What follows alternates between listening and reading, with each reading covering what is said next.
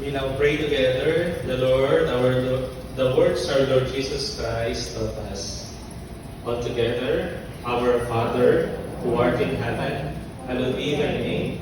Thy kingdom come, thy will be done on earth as it is in heaven. Give us this day our daily bread, and forgive us our trespasses, as we forgive those who trespass against us. And lead us not into temptation, but deliver us from evil. Amen. The Lord be with you. Now, I will bless the Mother. May God, the source of life and love, who fills the heart of mothers with love for their children, bless the mother of this newly baptized child. As she thank God for a safe delivery, may she find joy, the love, growth, and holiness of her child. Through Christ our Lord. Amen.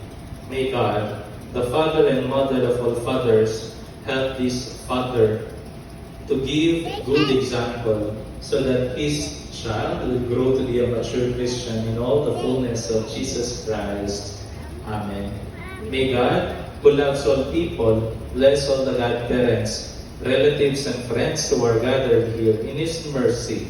May He guard them from evil and give them